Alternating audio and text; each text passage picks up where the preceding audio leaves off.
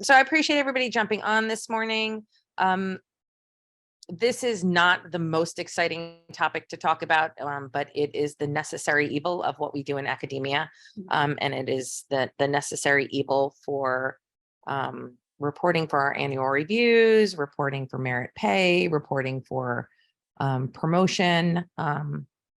So with that said, as I'm going through this morning, if you have any questions along the way, please go ahead and stop me. I did put in the chat the most recent updated CV template from the university. I am going to stop this for 1 second because I do also want to share my whole screen, my whole desktop, because I do want to make sure I show you something else as we're going about this. Okay. One of the places that you can find everything and anything about faculty information on campus. We are all University of Maryland faculty members. We work for the College of Ag and Natural Resources. We work for University of Maryland Extension. If there is ever anything that you are looking for as it pertains to appointment, for promotions, evaluations, reporting, etc., you can find it on this website. It's faculty.umd.edu. It is super easy to remember that, as opposed to most of our other websites all over the place. I probably go to this website at least once a week, just given the work that I do. But this is important when you're looking for even reporting your UMERs and your impact statements and your IEPs, because you can get to that from this website easier, I think, than trying to remember where things are on our website. And so I wanted to show this to you because you can go right to faculty.umd.edu, go to the activities section and hit faculty success. And what that's going to do is bring you to the login page. So this tells you about faculty reporting. And the reason I'm showing you this is that in the chat, I put the Word document for the CV template, which you can use to create your CVs. If you've been here as long as I have, which I think I'm the longest one on this call right now, you're probably going to always continue to use that paper version. Over the last 2 years, 3 years for tenure track faculty, we have been required to report our activities through an online system. The same system we use for UMERs. It's the same system we use for putting our impacts in, as well as doing our IEPs. In the past, I will say it was a checkbox exercise for our department. That will change this year. Faculty are going to be expected to put down all their annual information into this system, and this system can build your CV. When it was first developed, it didn't do a great job in printing out a CV. It still doesn't give you the cleanest, prettiest CV, but it will print your CV, and it will print. You might want to format it differently, but this will also do that for you. So if you are newer in your career, you might want to spend some time on this system, looking at this system, and making sure, I mean, again, we're all going to have to put our data into it. So why do it twice? So it's just something that when you have time is to start looking at this system. But if I were to click on this button just to show you, I already have it up. This is what it looks like. And this should be something we all recognize. If you're doing your UMERs reporting, if you're doing, this will build your CV for you. This is that system that you're going to hear about. Dr. Kim is going to talk about it. This is the required system that we have to enter our data in. And it's not going to be a checkbox exercise going forward. This is going to be used for data collection at Dr. Kim's level, at Dr. Barudi's level, and at Dr. King, our provost, and Dr. Pines' level. And so they do a lot of mining of data out of this. So I just want to let everybody know that as much as you may still have your paper CV, your electronic paper CV, you are going to be required to start migrating and making sure that that information is migrated over to this section also. This system also has, it's very well done. I actually sit on this university committee in developing the back end of this system, in the types of data we take. The biggest issue, and I will tell you right now, the biggest time suck in this is trying to figure out which of these headings you're supposed to use. And I do have kind of a crossover document I can share if you're having issues with it. And every data field is a separate field. So those of us who have been here for quite some time, you just can't cut and paste. So that's an issue. They have upgraded a few things in this system where you can now on the go pull up your CV, and if you see something wrong, you can interactively fix it, which we couldn't do last year. So we do that this year. So I just wanted to show that to you. So as you're thinking about what you're doing, our CVs are due January 15th or somewhere 14th, one of those 2 dates.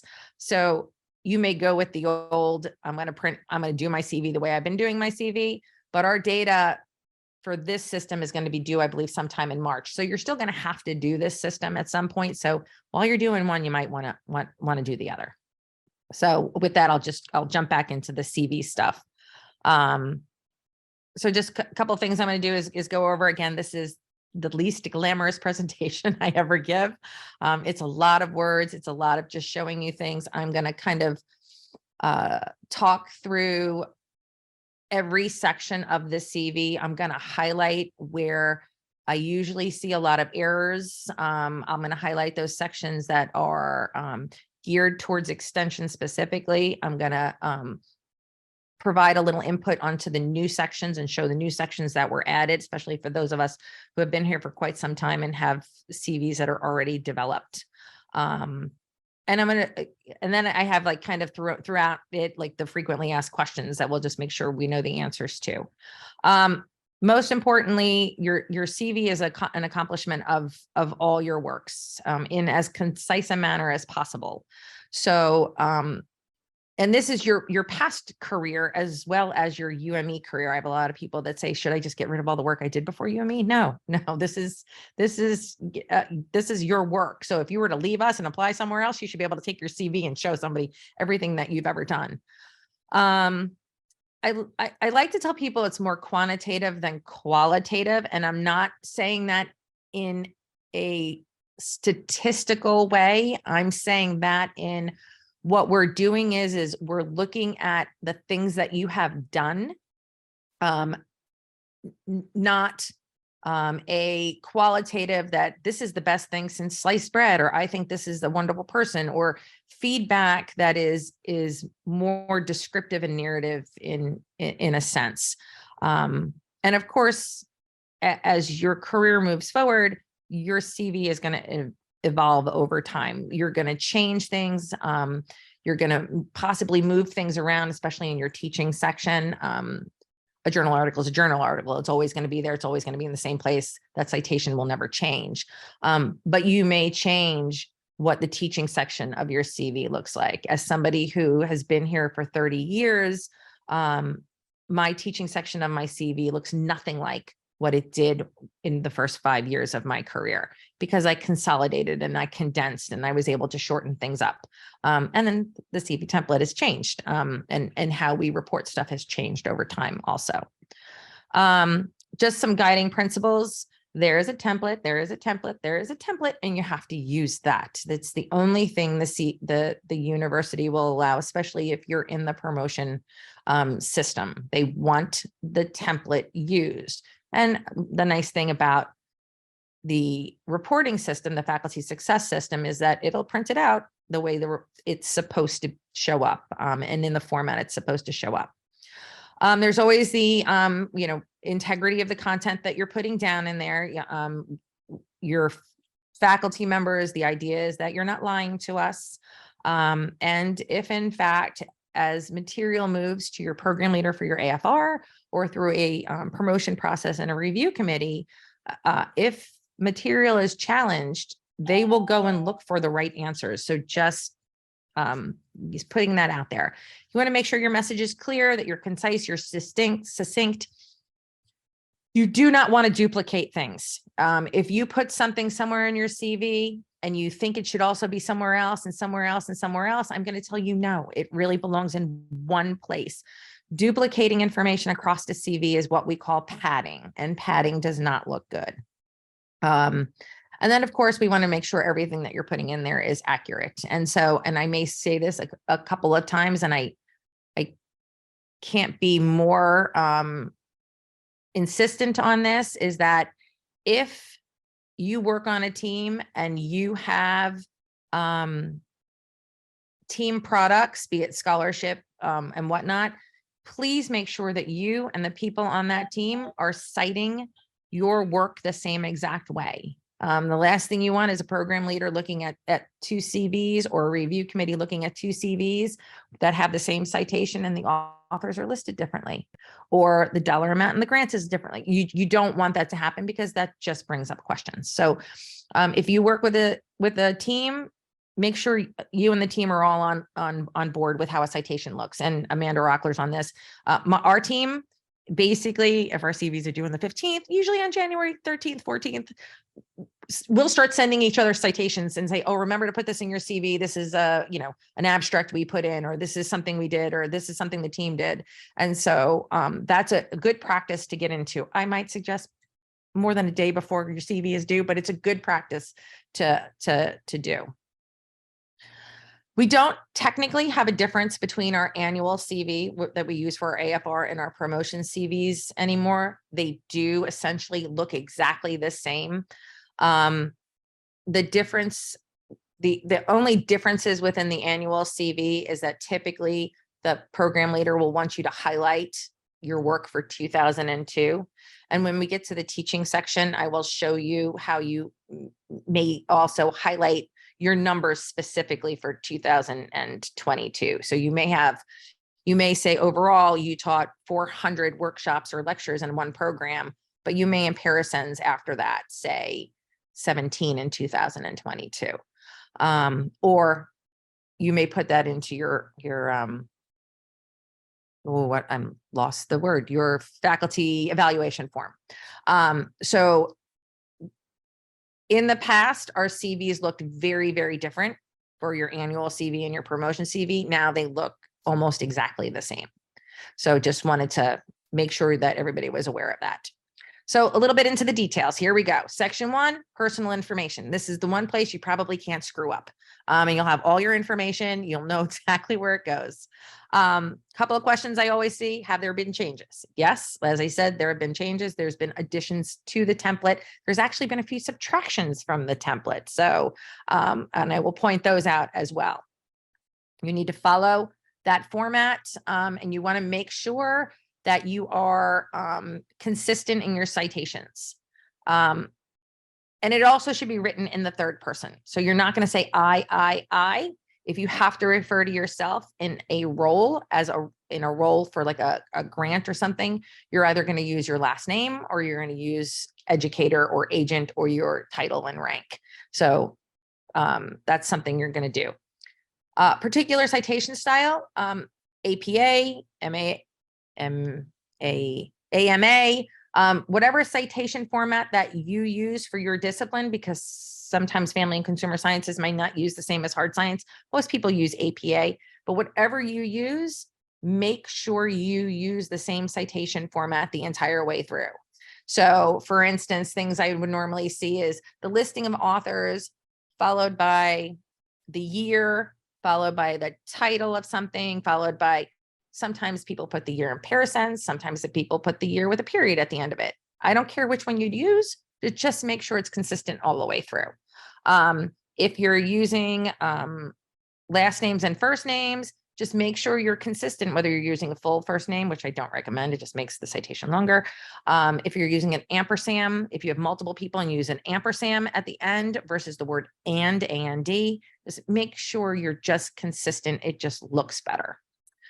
So the outline numbering, the CV has headings, and the CV has numbers. You want to make sure that you are keeping all of those. You want to make sure you're keeping all the headings. You can't add headings, but you can subtract headings. What I recommend is, especially what I recommend is keeping every single heading in there, putting all your materials in and submitting it that way. You can go in and delete the headings and allow the system to renumber itself. But unless you're going up for promotion, there's really no reason to do that, because what happens if next year you need to add something into a heading you deleted? Now you have to renumber and reorder everything. And if anybody's ever done that, that's a humongous pain in the behind. And thanks, Kat, for the suggestion. Hopefully everybody sees that.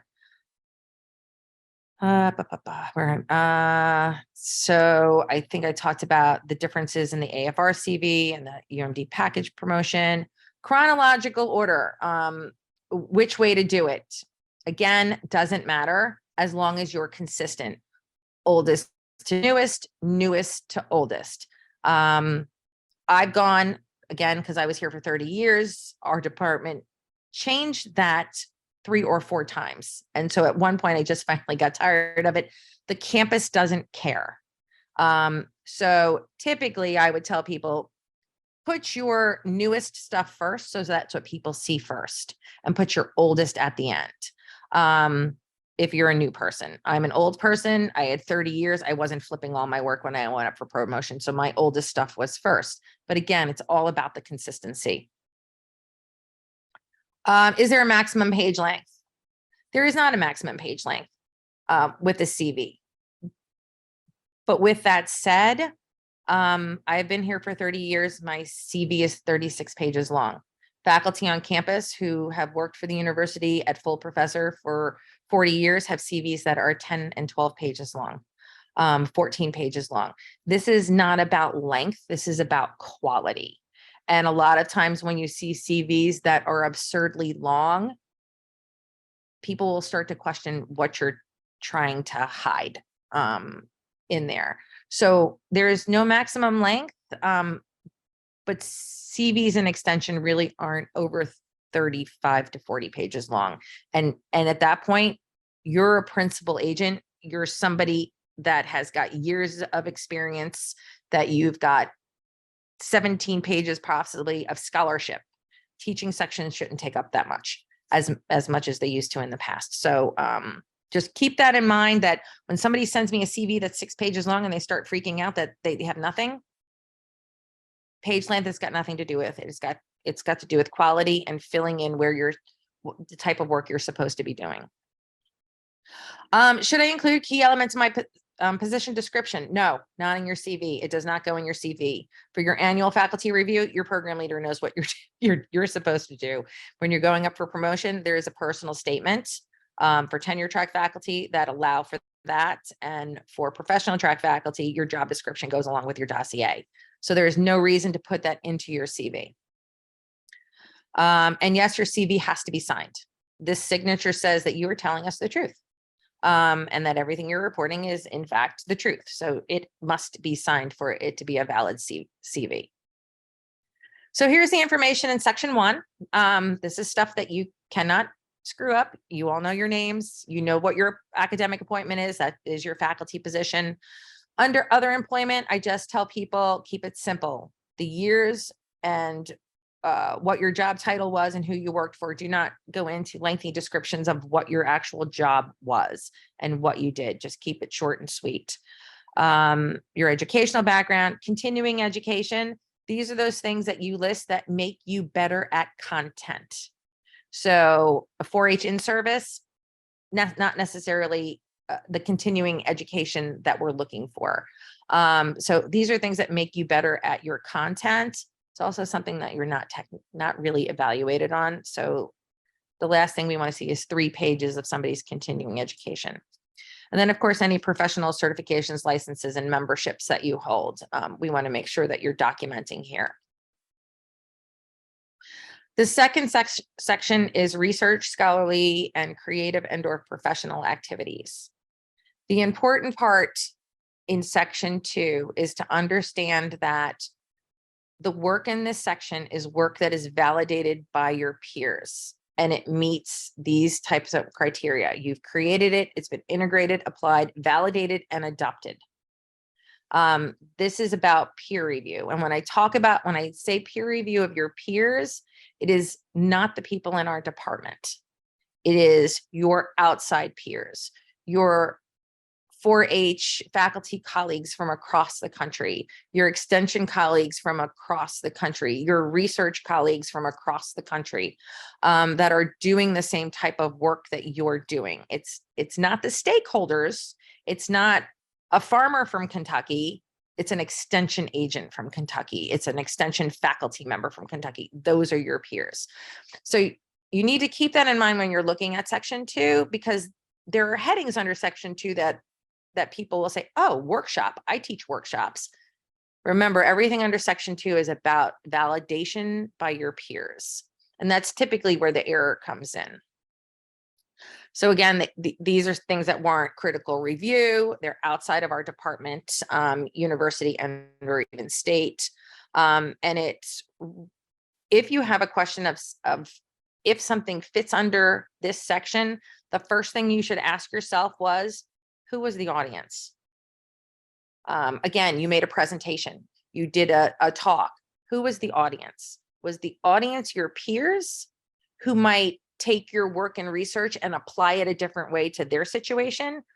Or was it your stakeholder or your normal audience, or what would almost be your normal audience? So maybe you taught outside your county. You, instead of doing youth in Allegheny County, you did youth in Frederick County. Still your same audience within the state of Maryland. That's not a scholarly work, that's teaching.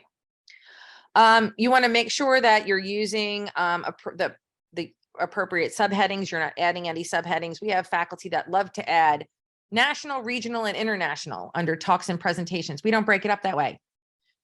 We can tell where it is by the location of a talk. So please don't add headings. Make sure, and I'll talk about this, that there are headings that are for refereed and non-refereed outlets. So just make sure that if you're putting something under refereed, that you can show that it was actually refereed. So there are some things that we produce that go up online or that people use, and if it didn't go through a rigorous review process, it's not considered refereed. So just again, things to think about when you're going, where would this go? Of course, authorship should be listed the correct way as it appears in the publication. And under the scholarship section, and it's not as much of a big deal for our AFR CVs or annual CVs, but it is for promotion CVs. Every citation under each heading should be numbered. So if you've got 10 journal articles, they should be numbered 1 through 10. If you've got 15 refereed presentations, they should be numbered 1 through 15. This is the only section that you would do that.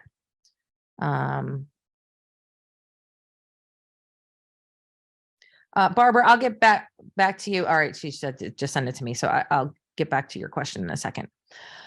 So these are the subheadings. There's a bunch of subheadings under Section 2, and most of them are kind of self-explanatory. I've highlighted throughout the presentation things in red that I often have to just remind faculty members about. So if you have a published dissertation or thesis at a university through your graduate work, that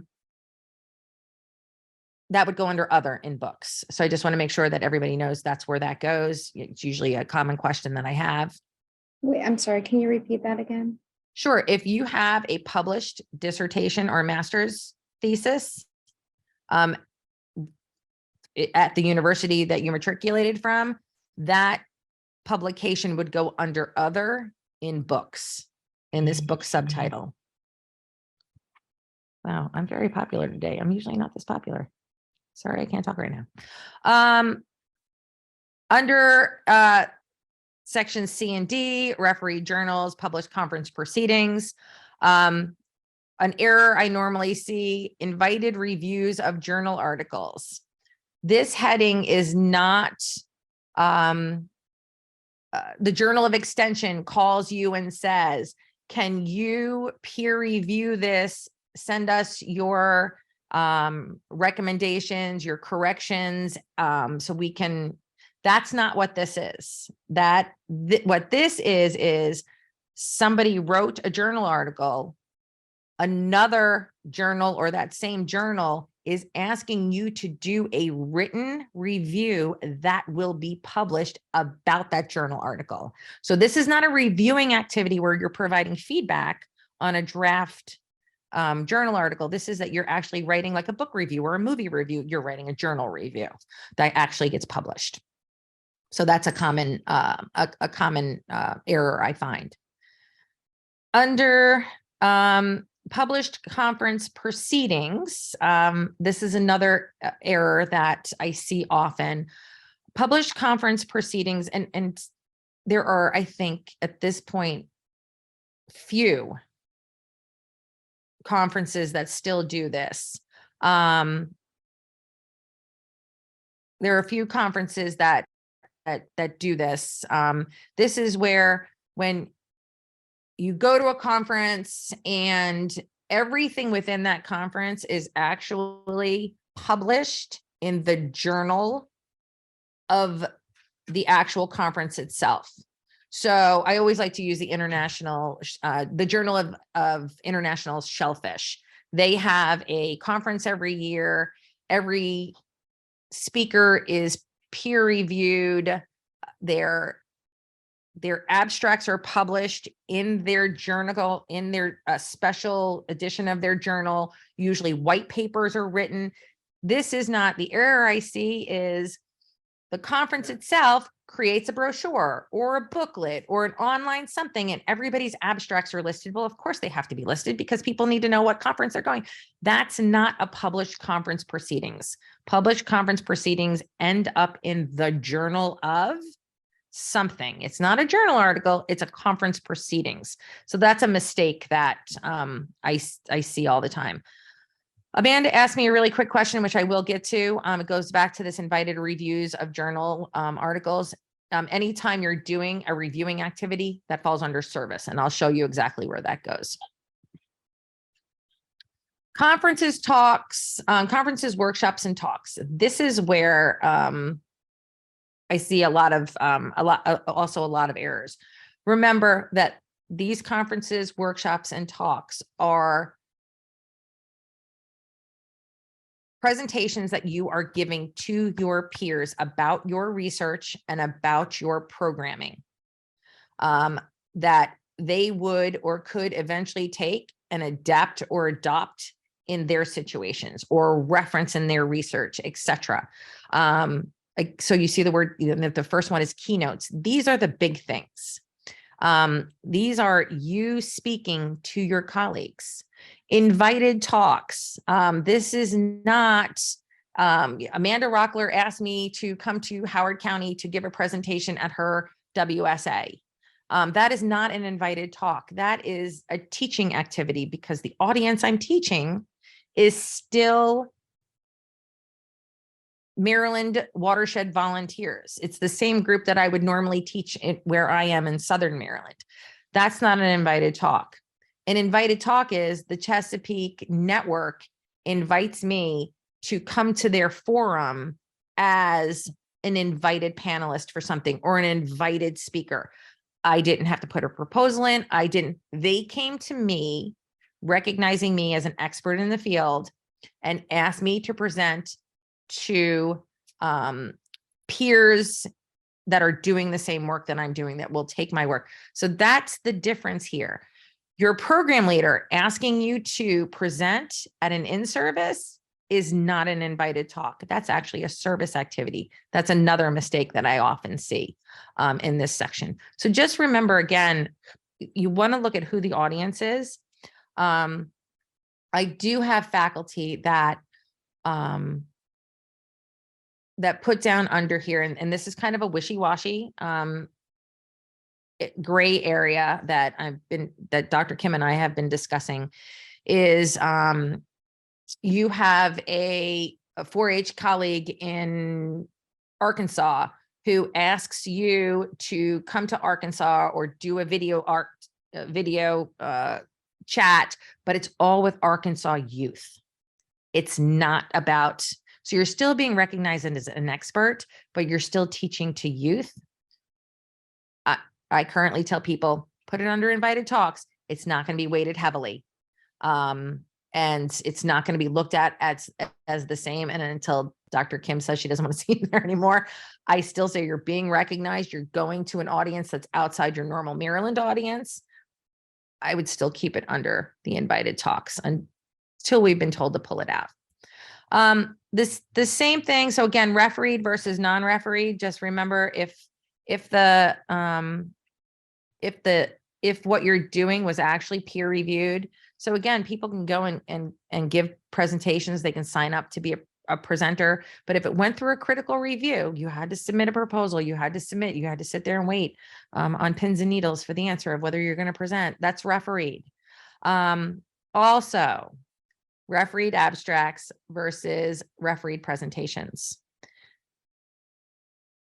Refereed presentations are, the citation can only have the individual that stood up there and actually spoke. So with that said, I'm going to always use my team as an example so that I'm not throwing anybody else under the bus. But my team, we do a lot of team, we have a lot of team programs. We have a lot of statewide team things. We share the responsibilities.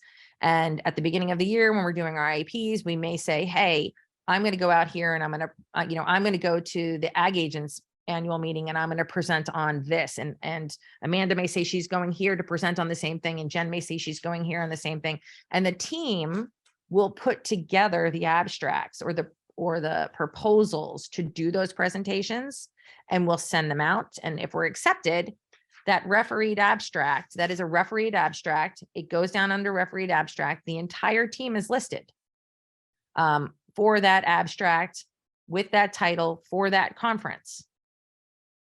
When I go to Indiana to give the presentation, the citation for that presentation only has my name on it. When Amanda goes to South Carolina to give that presentation, only Amanda's name goes on it because only Amanda stood up, because the abstract and the presentation are two different products. It doesn't matter if Amanda and Jen and I all sat down and helped develop the PowerPoint. That doesn't matter.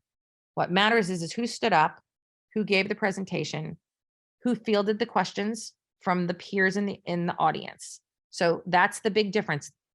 When you start, and in the 4-H world, they do a lot of group presentations. So in that 4-H, in the cases where you have multiple presenters that actually all physically stand up and give the presentation, my recommendation is at the back end of your citation, just write role co-presenter so that individuals don't think that you're double dipping when they see the two different products in the two different places. So it doesn't count, Kat, as duplication if you're listed in both places. It's two different products. So the other issue I normally find is under workshops. People will see this because now they've passed all the headings, right? And they're midway through and they go, oh, a workshop. I taught a workshop. I taught a dairy workshop in Harford County. Again, these are workshops that, all of you that you've all attended national conferences, you've all attended professional conferences. These are those pre and post workshop conferences or workshops during those conferences. This is a workshop that you did for your peers. Again, your national peers. So those are the things that you're putting in here. Those are the big things that you're doing. And this isn't just about organizing workshops. So you have to also remember what's your job. What is your job? If your job and your audience is a national type of thing, that they're going to end up being teaching. So you have to kind of think there's a little bit of thinking what you're doing and who your audience is and what actually becomes scholarship and what actually is in your teaching. So a working retreat is not a workshop. That's just part of your job to do what you're doing. So again, a retreat is very different. A workshop, you're actually training other people Retreats are part of our jobs. It's like having a work meeting, a team meeting, etc. All right, so the next section, professional and extension publications. This is where we also have a lot of our work goes under this. I have all of these in red here, not because we make mistakes, but just that they are refereed and non-refereed extension publication and extension curricula. So of course, here's the difference. Refereed means it's gone through our system. And so, and it's gone through the whole system, soup to nuts, and has a number and is posted somewhere in the mystery website that we call the extension website. Those are the refereed. Non-refereed extension publications, non-refereed curriculum. This is, these are products that have kind of gone through the evolution of scholarship. This is where you have created something, or you have worked on something, you've worked on a curriculum, a lesson, a fact sheet that you've been using in your programming, that maybe even other extension people in Maryland have been using in their programming. But now, excuse me, you've presented that work somewhere to your national peers, and one of your national peers or two or three of your national peers come up to you and they say, hey, excuse me for 1 minute.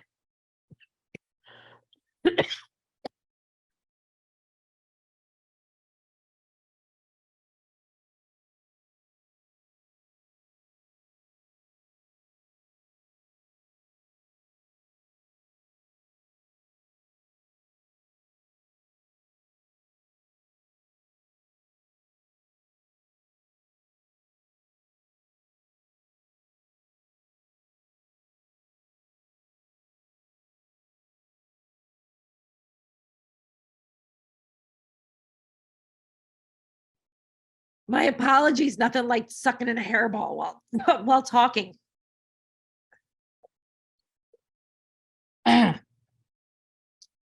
So going back to the non-refereed extension publications and curriculum. So you've now presented this work somewhere, and you now have your national colleagues reaching out to you saying, oh, I want to use this. Can I use it? Can you share it with me? I'd like to implement this in my state. God, my apologies. It'll go away in a second. This is what we call a non-refereed publication that you can put in scholarship. This is your work being adapted and utilized somewhere else.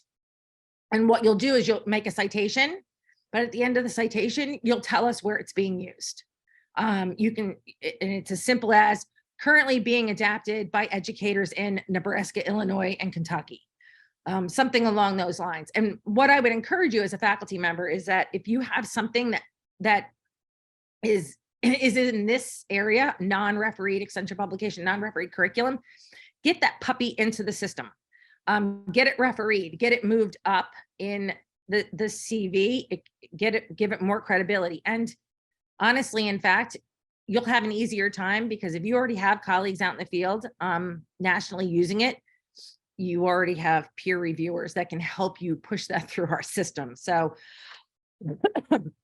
if you have those documents or you have things under those areas, I encourage you to put it through our peer review system. Book reviews, notes, and other contributions. Just a caution here again, book review does not mean that you provided editing to somebody's draft materials. This is that you wrote and published a formal review about somebody else's work. Normally, we don't have anything in here for extension. All right. This is the one section under scholarship that took a major hit in removal of items. This used to have 26 different subheadings. It now only has 17. Most of these don't impact extension at all. There are a few, but most don't. Where I find errors, and I should have highlighted websites, is under demonstrations and websites. Remember, this is a peer-reviewed section of our CV. If your website is not peer-reviewed, our websites are not peer-reviewed. It is not a piece of scholarly work. So unless you have a peer-reviewed website, that you can show if somebody asks, it went through a peer review.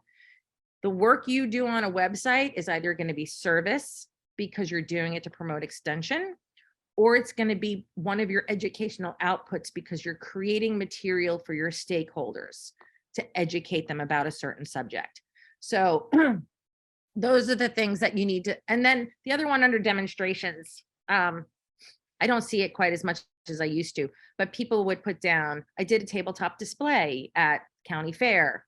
That's not scholarly work. Remember, this is all about scholarly work. We have very few things that come under here. Actually, I'm going to use Amanda because she won't yell at me because she's too nice. But Amanda does architectural design. She's done landscaping designs. And it's been reviewed and they've been used by people in the field. She could put work under that heading. So those are things that this section was mostly created for the architecture, theater arts. I mean, you can look at the types of things that are here. It really isn't really extension type work. The next is significant works in public media. I get a lot of individuals that are like, well, I was in the newspaper, I want to put it here.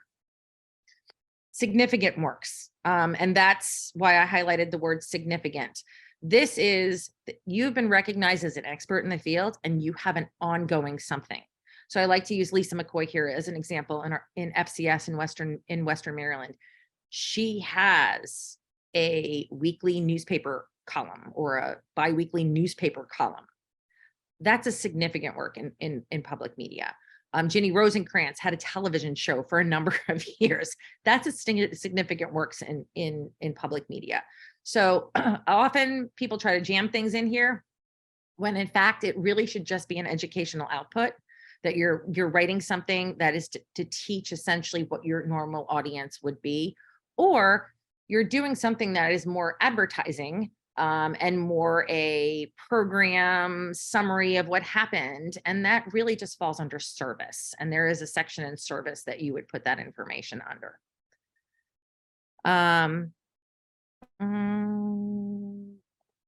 So Kat asked about Maryland Sea Grant review. And so Kat, you just have to make sure they have a formal review process. And that is an issue with Maryland Sea Grant, that it goes through a formal review. So works in progress, this is a new section, and this is all it says in the CV template. So this, but this is great. This is especially great for people going up for promotion. But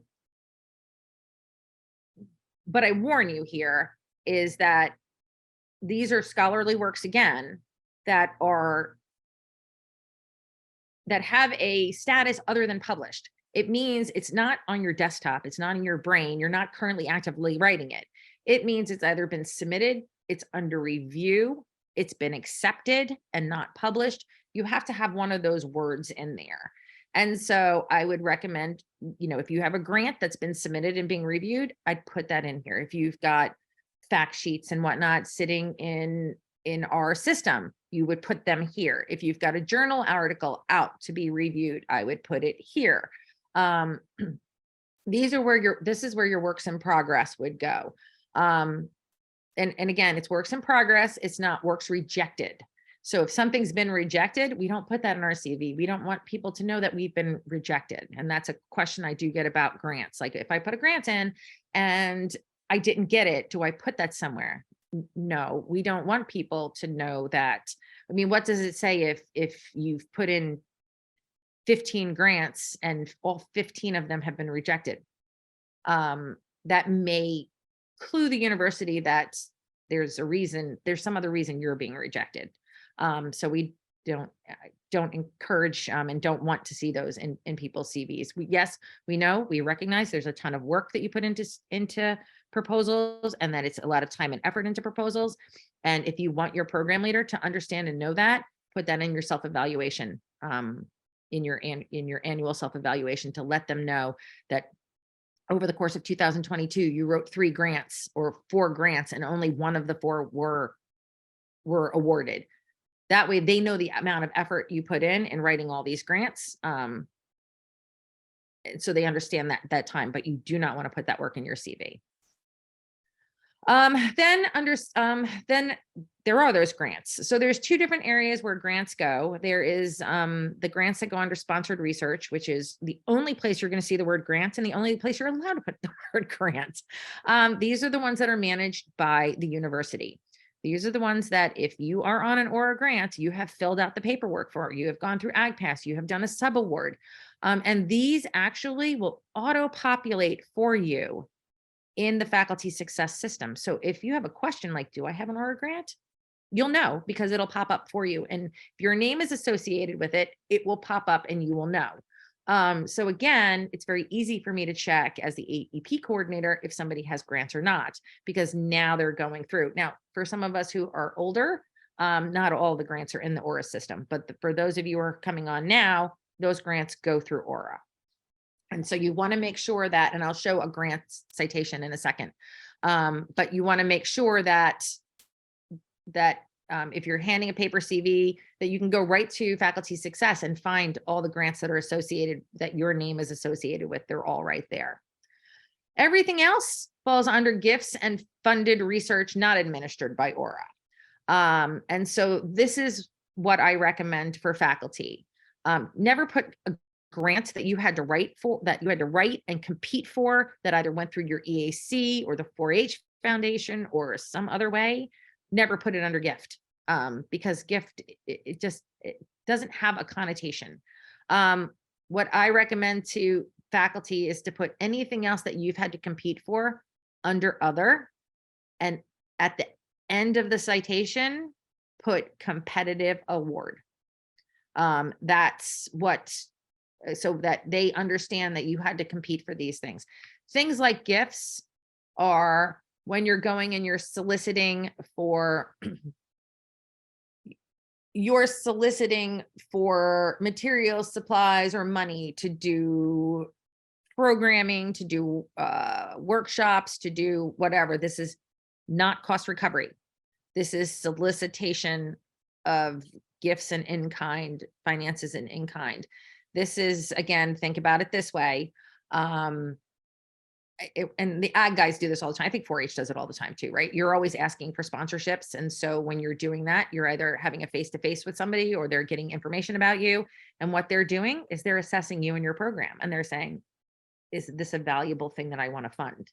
And so those are the things that you put under gifts. And the more you can lump, so if you're always asking a certain number of groups for the same thing, you want to kind of lump them all together.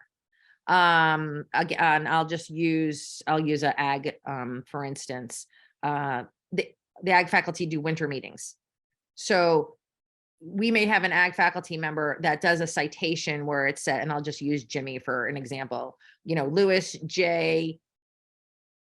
1992 through 2022 sponsorships or support for Caroline County or Eastern Shore ag in-service programming, various support from the ag industry leaders, blah, blah, blah. How much money has he brought in over that 30-year time frame from solicitation of gifts? So the more you can kind of lump it, the last thing you want to see is $1,700 donations for the same program. Just lump as much as you can. And yes, Barbara asked the question, do small grants under $1,000 go under other? Yes, they do. With the whole idea that you write competitive award after it. We want to know that they're a grant. That's where you would put those. Community capacity building. This is another, really happy about this because this is one of the grants, this is one of the headings that Extension was able to number of years ago get into the CV. Community capacity building is an area for those of us that provide technical assistance to other organizations, state agencies, county and local agencies, nonprofits. We provide them the technical assistance in helping them receive funding. So Amanda's going to hate me by the end of this, but I'm going to use Amanda because Amanda does this quite often. Amanda is contacted by not Blue Water Baltimore, but she's contacted by a nonprofit in Baltimore that says there's this grant out there. We really would like to plant 1,000 trees in Baltimore. Can you assist us in writing this grant? And Amanda spends time and energy. She writes the grant. She's not officially on the grant. She may provide education for them. She may say, all right, if you get this grant, you can, I'll give you a letter of support, not a letter of support that just says, I think this is a great project, but she may give a letter of support that says, I think this is not just a great project, but I will also work with this group to do 3 outreach, whatever's something that we don't, in extension, have to technically put through or audit through Aura. She may not provide anything, but she may not provide anything but sitting down with them, helping them write their grants, helping them look at what they need and what they don't need, what is viable, what is not viable. And without Amanda's assistance, they would never really have gotten that money. And so ideally, if you're putting stuff under this, you want to be comfortable knowing that if we contacted that group, they would say, oh yeah, without Amanda's help, we would never have gotten this grant. And the grant, that citation will never have Amanda's name on it because Amanda's not submitting it. It might be, Jones, Sally, we love Baltimore, work group. And then the title of the grant, where the grant came from, how much, and then Amanda's role, she would write role, Rockler, technical service provider, technical assistance. She would put what her role was. But the idea is that this group came to her as an expert in the field. And because of her, she was able to help them garner more money to do their work.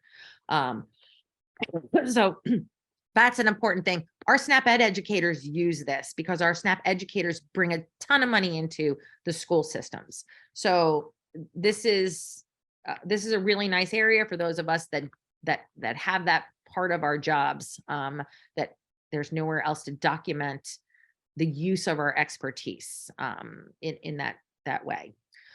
Those of you that use volunteers, so that would be our 4-H, our Master Gardener program, even our Watershed Stewards program, your volunteer contributions count. And so again, you want to make sure you're not double dipping these because some people like to also put it into teaching, but it is scholarship. The hours that people volunteer for and as representatives of the University of Maryland have a dollar figure. You can go, if you aren't already aware of this, you can go to the independent sector website and they will tell you what the annual rate for volunteers is. It changes every year. And you can my suggestion is, especially if you're newly started, is to make sure you keep a spreadsheet somewhere on your computer that's got the years, the hours, the independent sector rate, and what that dollar value is. And then again, if you're 2 years or 3 years in and you want to have 3 different citations for the 3 years of what your volunteers are, I don't have an issue with that. If you're Lacey Ashby on this call and you've been here for quite a few more years than that, I don't want to see 12 citations, just lump them all together. And the number is more impressive, to be honest. So you want to lump them all together. So again, it's about the lumping. Again, you're new in your career, maybe lumping isn't an issue because it's only 3 citations down to 1, 6 lines down to 1 versus somebody who's been here for 10 or 12 or 20 years. It might be 2 pages now that you can lump into 1 citation. So again, just think about that and also think about how it looks on paper. $2 million worth of volunteer efforts or $3 million in 1 citation of volunteer efforts looks a lot nicer and cleaner to look at than looking at 17 lines of, 200,000, 300,000, 473,000, exactly, just like that. Let's go to the next one really quick. Centers for Research and Scholarship. This is not what we do. Patents. I want to say it's not what we do, but we do have faculty that have patents in our group. So it's usually our specialists, but we do have patents. Entrepreneurial technology, not something we do. Other research, scholarship, and creative activities. Some of our ag faculty members, some of our FCS faculty members who have some research programming going on that is not funded anywhere else. They may write a 1 or 2 line citation in there. that says this is, this is a research project. These are the leads on it. This is the research project. This is what we're doing. I tell people to, again, use caution when they're doing this. Because if it's listed somewhere else as in a grant and publications, there's no need to list it again. So a couple of examples of scholarship, just to give you an idea. Here's a refereed presentation, and I just have a difference between if you wanted to do this and add some extra information for your annual CV versus your promotion CV. Again, oops, sorry. There's a little annotation. If you wanted to annotate it and say it was this many slides, it was this many people, you could do that. But just recognize that when you go up for your promotion, we don't want to see any of that information in there. And also, I don't know how many of you over the course of your career currently, or hopefully it'll never happen to you as you're going up, but sometimes you get the worst time slot at a national conference, and you've got the last day, the last time slot, and you walk in and there's 6 people in your presentation. Do you really want to put that on your CV that said only 6 people showed up? No, you don't really need to let people know information. You just say you did a national presentation that was peer reviewed. So just, again, you're not lying, but nobody's necessarily having to ask you that question. So again, the comfort level is entirely up to you and what you want to use for your annual CV. You can just list it as a regular citation. And you may want to ask your program leader how much detail that they'd like to see. Here's a kind of an example for grants. The same thing. If it's your annual CV, you might want to say, this is a great grant. We're going to do all these other things, and da da da da da. This is how much money I'm doing, and but you might want to get really into everything that you're doing. But if it's for your promotion CV, then you really want to be very succinct. This is how much the total grant is. This is how much is coming to me as the agent, and this is what I'm going to do. Very, very short, very simple. You don't need to get into a lot of in-depth information. Your program leader might want to see more of that. Again, you might want to ask them what you can and can't do. Here's the other nice thing about faculty success is that in that faculty success database, every single section that you can enter, whether it's a publication, there's a description box. That description doesn't necessarily show up when you print a CV, but the descriptions will show up in different reports, like annual activity reports or whatever. So it's a nice place for you to keep all your data if you really wanted to put all of that in there and have it and be able to access it at any time versus going, again, maybe some of us who are older on this call, I have 30 years of CVs and they all look very different because of the changing. And if I delete data this year and I need to go back and find it, I've got to go back and find it. If I delete data from 2013, I've got to go find my 2013. So again, I highly recommend using this faculty success system because you can put other things into it. So kind of questions that come up, how do I designate lead author on a publication? If it's published, it's already set. If you're working with a team and you're developing scholarship, really important to make sure you're having that conversation as a team before you start. Who's the lead? Who's going to take the role? What's authorship going to look like?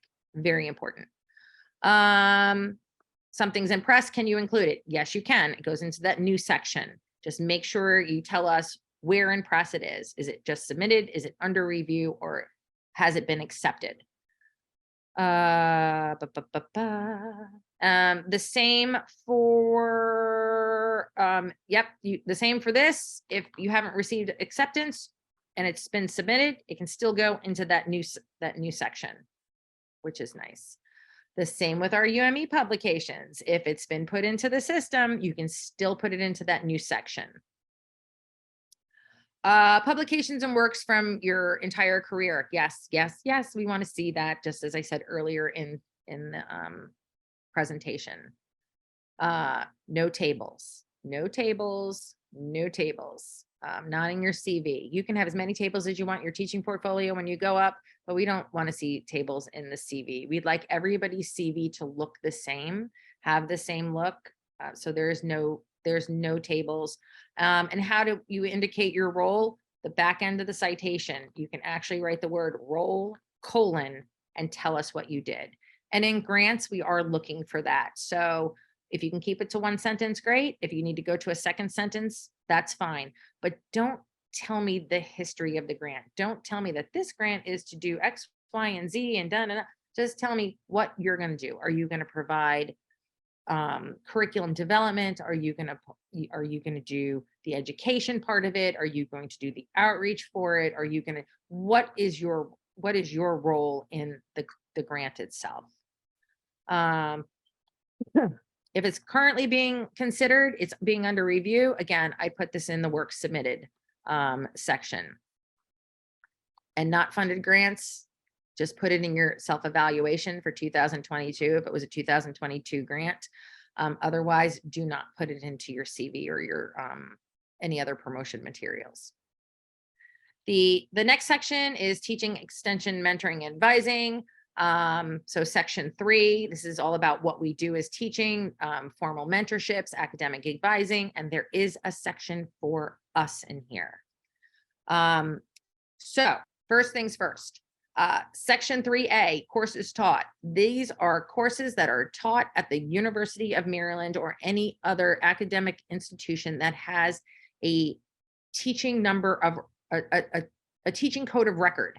So you're teaching ENST 300 at the University of Maryland. It's in their course catalog. Students can apply for it. That's what courses taught is. This is not that you created a dairy course and farmers are doing that. That's not the type of courses. That's a major extension program. So I taught 2 college classes at St. Mary's College for 9 years.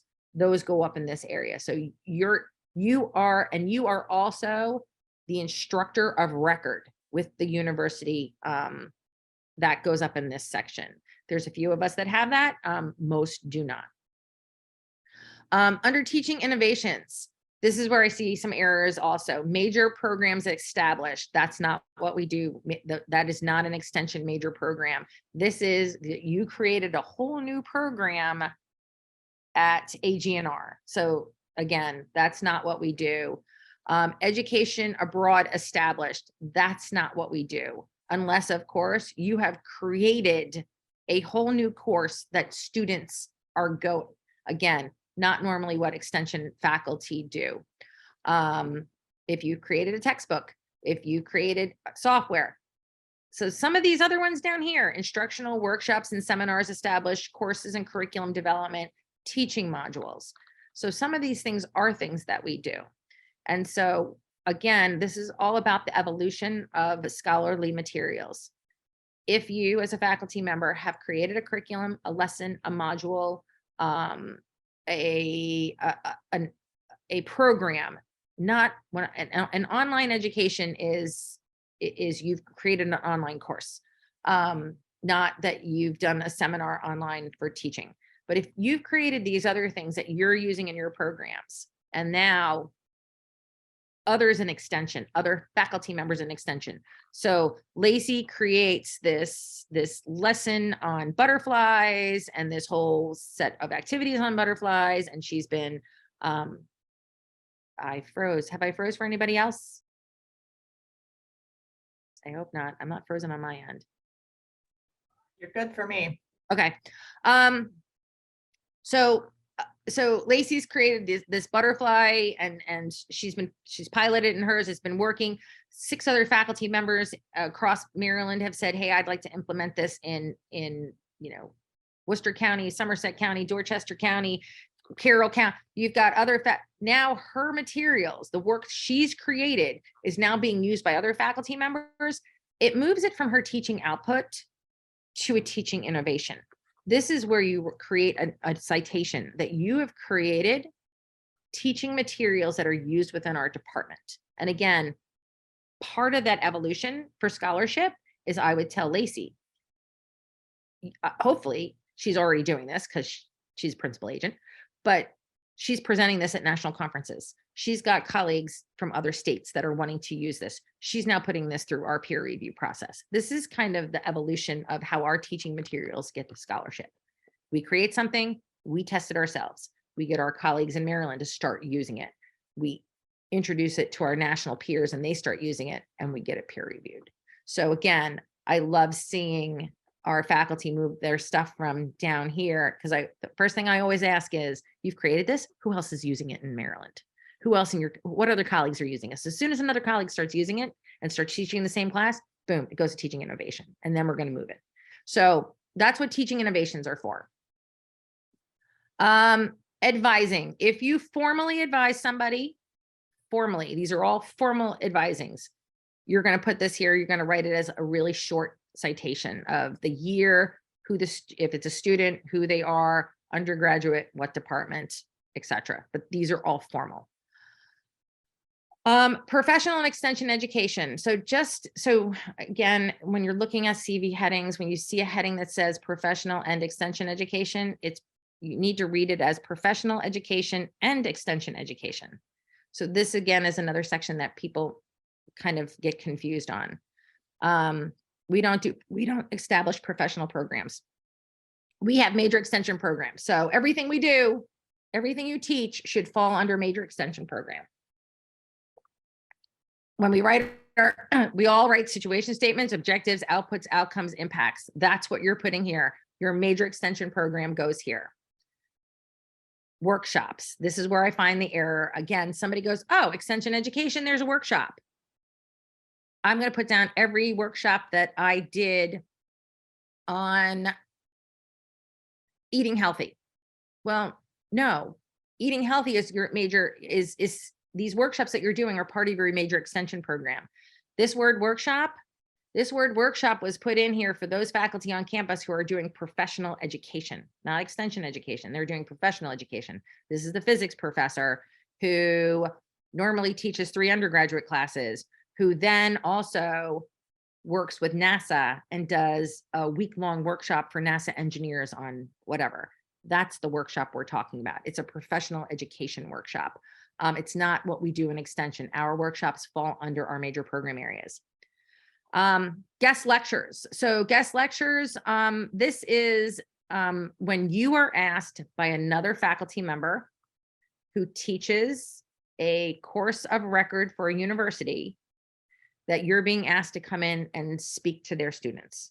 That's what guest lecturer is, or guest lecture. So this is where you would put in, you would have, you would write it as a citation, your name, the year, what you spoke, and whose class you spoke at.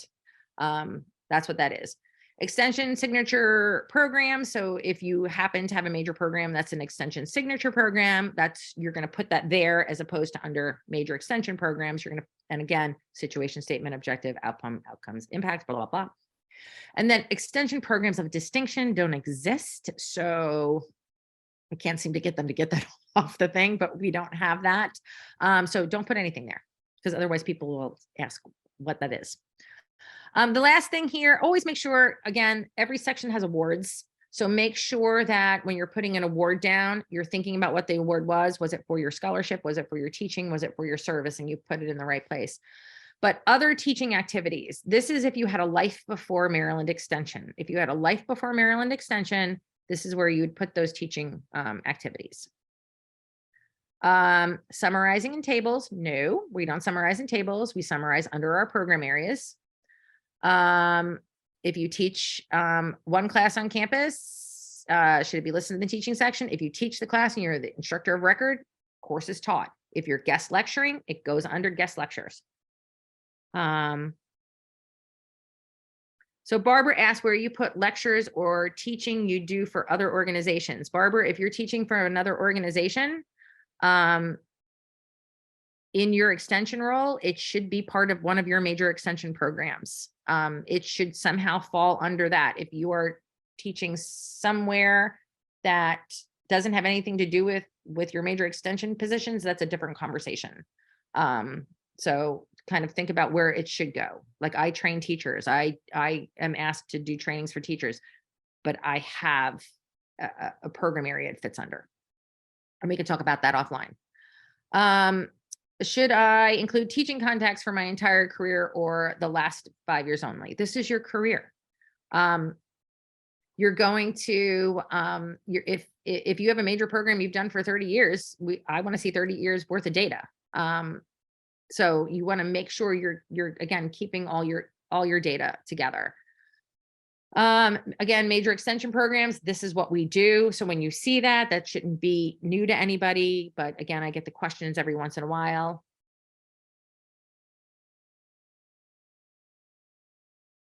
Yes, Mark, anything else that you've done goes under other teaching activities. How many major, this is another one. How many major programs do I need in my extension section? I have people that panic and they say, I only have 2 extension programs. That's okay. I've been here for 30 years and I'm able to lump mine under 3 and 1 big service program. So it really is about what your job is and what you're supposed to do. Having 1 is fine. Having 2 is fine. I'll be honest, if you have 7 or 8, I'm going to question how you can do 7 or 8 major programs well. You may have little sub programs that fall under a major program, or you may work off of several curriculum under a major program. But if you tell me you have 7 major programs, I'm going to wonder how you can do any of them well. So again, it's not about quantity, it's about quality. And so I can't stress that enough. And if you don't know how to divide that up, that's a separate question that you can have with your mentor, that you can have with me, that you can have with your program leader.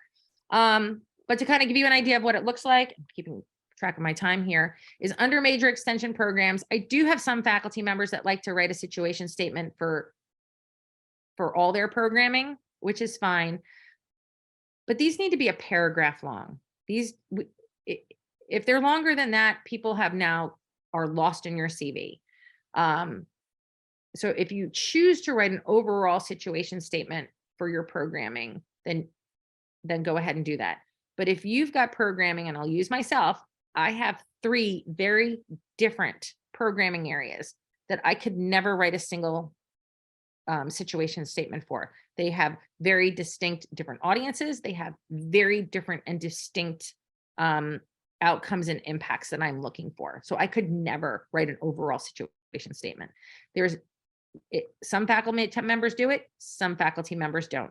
Very easy in ag to do, especially if all you do are row crops and your whole job is to increase profitability in ag.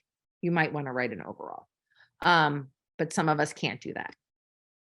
When we start talking about how you're going to write your major program areas up, just a couple of really quick examples. You're going to have your first program, could be your only program. You're going to give me the title of it, and you're going to give me some summary information.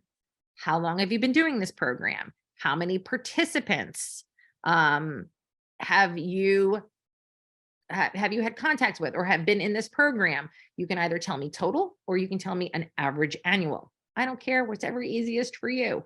I also want to know, how many hours a year does it take you to implement this program? And this is where people kind of freak out and they're like, what do you mean? I don't know. I don't track it. Think about, again, the number of weeks that you work in a year, the number of hours of weeks you work. And if this is 80% of your time, just do the fuzzy math.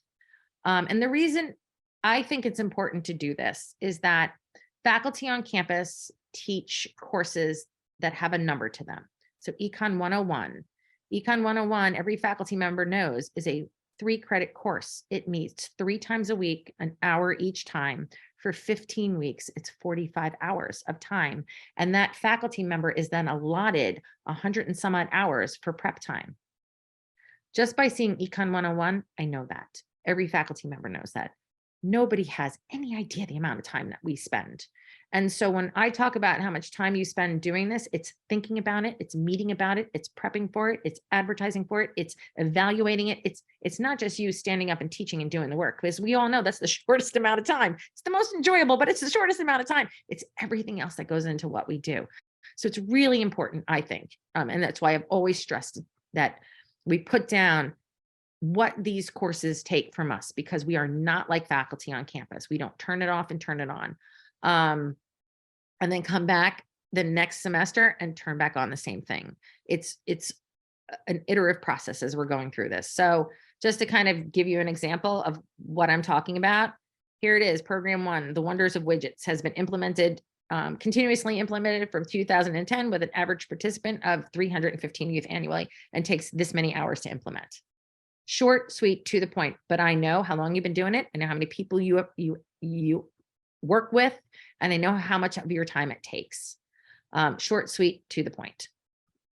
Your situation statement, make sure when you're writing your situation statement, again, this is a really shorty. When you go up for promotion, you're going to write a teaching portfolio. You can expand on it. You can give me the background. But just be very specific to, if you're in Worcester County, tell me about Worcester County's need and why you're doing this. If you're in Somerset County, tell me the need for why you're doing this. And who your audience is. So again, very short and sweet. Don't have an example. Your objective, make sure that your objective is measurable. And when I read it, I know what your outcome is going to be and what your impact is going to be. Refrain from telling me what you're going to do in the objective. This is the big objective. It is not a single class objective. It's not a single event objective. It is not as narrow as to provide individuals information about the health benefits of broccoli. That's telling me what you're going to do. What I want to know is that the overall goal of your program is to reduce childhood obesity rates in Worcester County through the incorporation of healthy eating. So I know what I'm going to look for. I'm going to look for, over time, a drop in obesity rates, and I'm going to look for eventually that people are changing their eating habits, or people have told me they're changing their eating. So, and this is where a lot of faculty struggle. Think big picture, think big picture. Because when I read your objective, if I'm evaluating you and I'm looking at you, I'm going to look for, what outcomes am I looking for? What are they building? That is going to show me what they've done. So again, here are 2 examples of good objectives. I'm decreasing our childhood obesity rates through the incorporation of physical activity and improved eating habits, or I'm increasing the rate of return and reducing nutrients through farmers doing integrated crop programs. There's a behavior change that has an environmental, economic, or societal impact. So, and again, some faculty struggle for writing these. They're not as clear cut. But for somebody who's reviewing it, especially going up for promotion, that's what we're looking for. We want to be able to know what are the metrics that you're going to be measuring, and you're going to be telling us a story. So again, then when we start talking about outputs, it's what did you do to get those people to have an outcome or to learn knowledge, or what? So what did you do? And this is that kind of bulleted quantitative list. This is I did this many lectures. I organized this many workshops. I conducted these many one-on-one consultations. I put together and critiqued these handout sets. I authored PowerPoints. I wrote newsletters. I developed lesson plans. I created assessments. These are the things that you do. And notice I was very intentional about putting the number first, a noun second, and a verb third. So this is about what you did and the number of things what you did. And I like the number first, because if the dean is looking at this, guess what? He's looking at a whole bunch of really fancy numbers. So again, these are about what you did. It could be partnerships facilitated. If that's, again, part of what you're doing and part of what you need to educate what you're doing, again, just thinking about what you're doing to educate your clientele. Then, of course, your outcomes. What did your audience do as a result? What did they learn? Again, these are your outcomes. These are the things I'm going to look for because I read it in your objective. This is about documenting knowledge gain. This is why we do our surveys. It's documenting skills and abilities gained, maybe not put into practice yet, especially if you're in the earlier parts of your career. You're only going up for promotion to a senior level. We're not looking for impact, but we're looking for knowledge gain that you've taught somebody. We're looking for people to say, I intend to use this, because maybe again, maybe it takes 2 or 3 or 4 or 10 years to see an impact. And it also takes post-program survey work to get that information. So this is the importance behind making sure you're doing end of class surveys, not about you as a good teacher, but as what are people, which is important because you need those. But what are people learning from you? Have they learned what you wanted them to learn? Because you're going to need to document that, because again, if this is about reducing childhood obesity rates through better eating, I'm going to look for an outcome that says 75% of participants learned the nutritional value of broccoli or the nutritional value of vegetables. So again, those are the things that I'm going to look for, especially in an early career faculty member. And then finally, the impacts, and the impacts are long-term, long-term outcomes are impacts. So again, these are for our individuals going up for principal. These are what we look for, where a program is going to go, but what are those environmental, economic, and societal impacts that our programming is having on our audience? And these take time to develop, and there's no reason to hyperventilate over them. A lot of times they take much more work to get the data. It takes having research metrics to be able to calculate, in some cases, to have the research behind it. But essentially, in like the easiest nutshell, we're looking for increases and decreases in some type of condition, whether it's societal, economic, or environmental.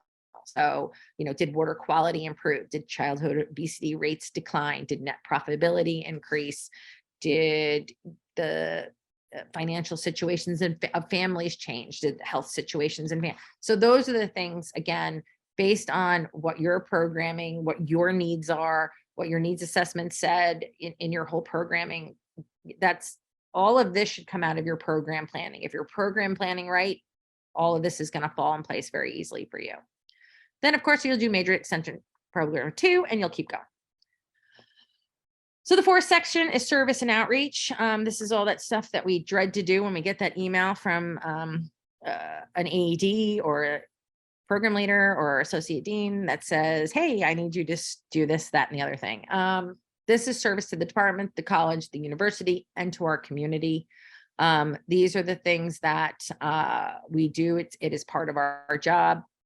If you're supervising, again, there's a difference between mentoring and supervising. If you are the supervisor of somebody, so you're making sure they're doing their job, you're, again, not the same as mentoring. You would put this in this section as well. This is where editorial ships come into. This is where reviewing activities. So those ones that are usually a mistake in the scholarly section, this is where they go. So if you're doing reviewing activities, for journals, if you're doing, or for agencies or for conferences, this is where they go. You do grants reviews, this is where that goes. You sit on a county search committee, hiring committee, goes under department.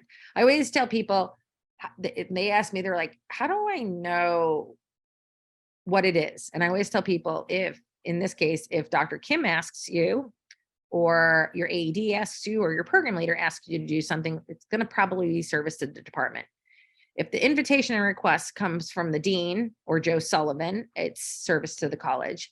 And if it comes from the provost or the president, it is service to the university. So that's kind of an easy way to first kind of figure out where your service falls. And then there's service if you sit on the boards of your professional your committees, if you sit on the board of a community group, again, in serving in an extension role, you want to make sure that you're putting those in this section. If you're doing any external service and consulting that may not actually be part of extension, you can put that in here as well. This area that says non-research presentations and outreach presentations, this again really is for a faculty member on campus who goes to their kids' third grade class and does an outreach presentation on their research or on something fun and cool. They'll normally put it here. If you've got a whole bunch of things under outreach presentations, I'm going to ask you why, and I'm going to ask you why it's not a major extension program. So unless, of course, you're doing something really off cue and you want to report it, that would be different. But most of us don't have outreach presentations. And then the media contributions, I mentioned this earlier. This is where we would typically put those things that are more general advertising for a program, information after a program, marketing about extension, talking about something that isn't your direct research. So again, I may talk about spotted lanternflies because I'm educated on it, and part of my job is to tell my local community or to help whatever, but I don't do research on it. It's not my research. If I'm talking about that, I might, if I do an interview about it, if I do some blog write-ups about it, if it's part of me teaching my public, I'm going to put it as a teaching output. If I'm doing something generic, that's a one-off, I'm going to put it under this section. So I usually tell people, think about what it is first. And if you're educating your clientele, stick it as a teaching output. If it's really something generic and, I'm advertising for county fair, then you're going to want to put it here. If somebody interviews you and they write the article and they quote you, it would go here also. So again, and then service and awards. Is one service better than another? Yeah, I think so. Service to your professional organization. By year 3, everybody really should be involved in their professional organization for a couple of reasons. If you're in the tenure track, you need external reviewers. You need to know your colleagues across the country. You need to have your name out there. And honestly, the same for professional track. It's always helpful to be known as a national leader. That's never a bad thing. You want to stay away, even in early career individuals, you want to stay away from those service projects. They're going to suck a lot of your time. You don't want to be in service that's going to suck away a lot of your time from what you need to do to get a good job performance annually or to be promoted. So I just caution individuals that, and if you feel like you're being asked by your AED or somebody else to do a lot of service and it is affecting your programming and your extension work, you need to have that conversation with your program leader. Again, the difference between the 3, I think I talked about that. Okay, so this is a new section. This is a whole new section, section 5, public engagement, public scholarship, and public practice. This section was put in here specifically because of the pandemic. However, it's been a conversation that's been brewing with the university for quite some time, stemming from the School of Public Health, because the School of Public Health and doesn't do extension work. They do public engagement and public practice, even though we would probably all say what we do is public engagement and public practice, but we do it under the heading of extension. So this section really was put in here for 3 departments on campus very specifically. With that said, in consultation with Dr. Kim, there are a few of the headings in here that we can use. So these are what you're going to see when you see these headings. And again, you're going to see media appearances and interviews. It's shown up 3 different times in the CV now. Here's the difference here. This is media appearances and interviews where big entities, the Washington Post, the New York Times, CNN, they're coming to you as the expert doing the research on something important to the public. So there's not going to be many of us that fall in this realm. We may have a specialist here or there. Again, avian influenza, John Moyle doing research on it. That might be appropriate here.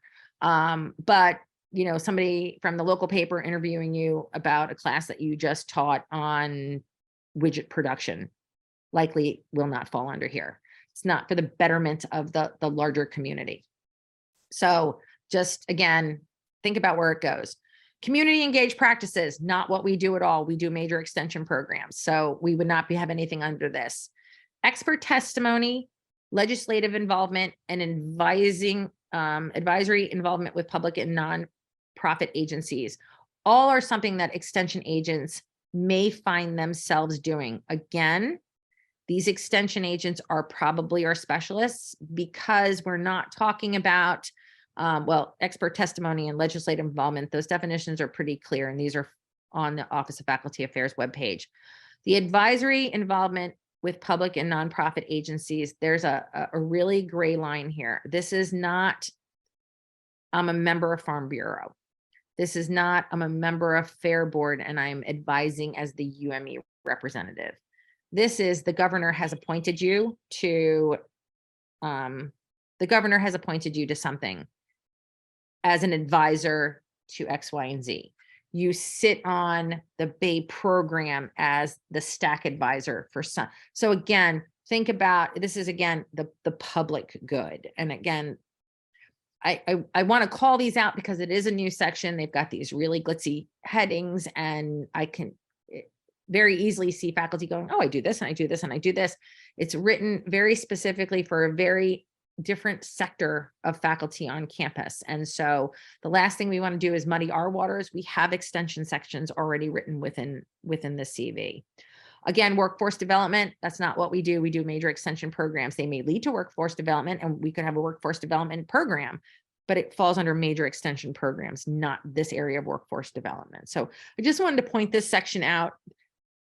There's not going to be many of us under this section using this section. And I would honestly say if anybody wants to use this section, they actually might want to talk to Dr. Kim about it. But if you have a really specific example, you can pass it by me and or her, or I have no problem going to her. But given that she's also from the School of Public Health, keeps a tenure there as well. She also knows the back history to, I think it's been 5 or 10 years of them trying to add this section. So it's there. I just wanted to show it to you. I don't want anybody to be confused about it, but it is there. Then there's the other section. Nobody ever uses it. Don't know what it's for, but it's there. No need to put this section in anybody's. So again, a couple of the where does this go? Reviewing activities goes under service. Reviewing agencies go under service. Exhibiting for a fair, like a community fair, that's also service. It's service to the department because it's what you're doing. I love this one. I like using this. I developed an app to keep up with my expenditures. I hope to use it for my personal finance class. Where does it go? Well, if you developed it to help your life make it easier, it goes nowhere. It goes nowhere. We do that. You know, we all do stuff. We have things. As soon as you start using it in your personal finance classes, you're using it and your clientele are using it. Maybe it's a teaching output. If you take that app and now others in the finance fields in our department are using, other FCS agents are using it. Now it's a teaching innovation. You present it to your national peers and they start using it. Now it's a non-peer reviewed something or other. So again, you see that evolution of something. So Amanda's asking if the governor appointed you to, yeah, Amanda, from what Dr. Kim and I talked about, that may be something that you would put in that area because it is governor appointed. So yes, and I can have that. I can double check that with her as well. So again, invited talks. Where does an invited talk go? The first thing I'll always ask a person was who was the audience. So just again, think about who invited you. What was the audience? What was the intent of the knowledge that you were giving them?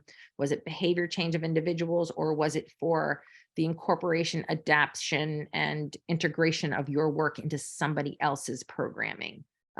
Just again, thinking of those things. Again, asked to give a talk during an in-service. Where does it go? Service to the department. And you can write it just like a citation. Your thesis, books. Cost recovery efforts. Oh, good. I'm glad this was here. Cost recovery efforts. We don't document anywhere.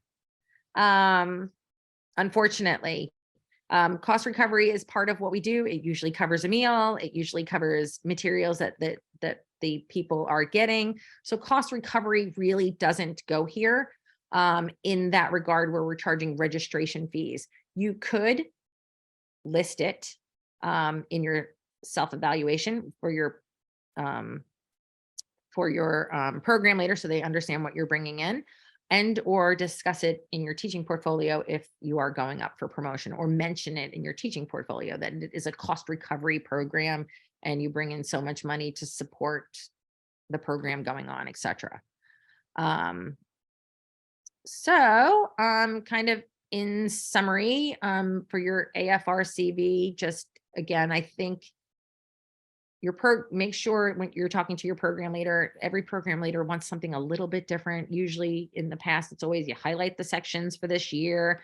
And again, in your teaching sections, you can be like a grumpy old person like I am and just say, here are all my numbers for my career, and highlight the whole section and say, I do this all the time. Here you go. Or you can say, here are all my numbers, and in 2022, I did this and this and that, of these numbers, this much for 22, and of these numbers, this much for 22. Or rather than messing your CV up, put it into your self-evaluation. You have all the room. I can't stress to all of you enough. Don't take the self-evaluation lightly. It comes to us as one page. Doesn't mean you can't send it to your program leader as 5 pages. So if you want to say, here's the major program this, here are all the outputs I did for 2022. Here's all this. I can't stress to you enough that in the areas where it says other comments, that if you and your program leader discussed something, they're busy. They have a lot of faculty that they take care of. Remind them of discussions that you had about your programming for the year. Remind them about other things, so that you're not relying on them to remember that when they're looking at your AFR or your CV and your self-evaluation. Really, I can't stress enough the importance of that document and making sure that you are telling your story for the year in that document as well. Dun, dun, dun. So for your CV, just again, if you're a specialist with a research, I don't want to say appointment, it's a bad word, but a research component to your extension programming, these programs are the foundation of this CV. Scholarly work comes out of that, and the entire thing should just be reflective of all your work. That's really what the CV is. And in the end, it is up to you to tell the story that you have, which is why, again, I stress, because the CV is a listing of what your accomplishments are, that faculty self-evaluation is also very helpful in telling that story that you really can't tell in the CV itself.